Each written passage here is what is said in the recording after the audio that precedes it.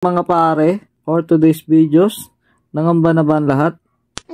Ayan, nangamba na ang lahat kasi nawala ang Facebook natin, di ba mga pare? Bakit nga ba nawala ang Facebook natin mga pare? Nag-auto sign out.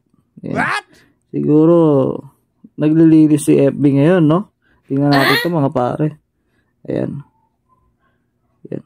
Nagkaganito na ba yung account mga pare? Tingnan nyo. Oh, yan o. Session expired.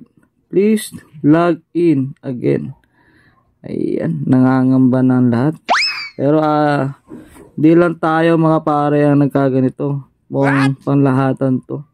Kasi yung brother ko sa abroad, tumawag sa akin, nagulat siya. 2 phone niya, ganito. Ayan. Ako rin, nagulat din ako kasi ilang phone dito, puro sign out. Puro session expired. Ayan.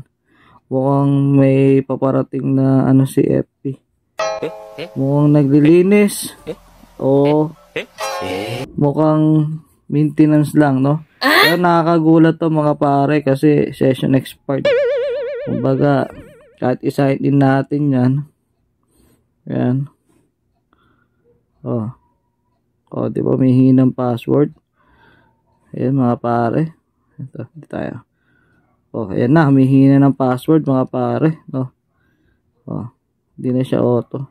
Baka okay na, 'di ba? Try natin mag-password mga pare. Kaya lang itong account ito nakalimutan ko yung password. Mag-password muna tayo mga pare. At ayun nga mga pare, wala pa rin mga pare, no? Wala. Ayan. Wala pa rin mga pare. Session expired. Ayan, nangangamba na ang lahat. Siyempre, walang Facebook bago matulog, di ba? Nakakapangamba. Mukhang babalik din to mga pare. Antay lang natin. Ayan. Kaya nyo, pahinga-pahinga din mga pare. Pahinga-pahinga din mga pare. Ayan, wag puro FB raw, sabi ni Meta. Ayan. Sa mga nagkaganito, malamang lahat tayo mga pare. Kasi marami akong tinanong ganun din daw. Session expired sila. Antay natin. Pahinga din tayo mga pare, no? Alright. Pagising natin, okay na yun yan. Bye-bye.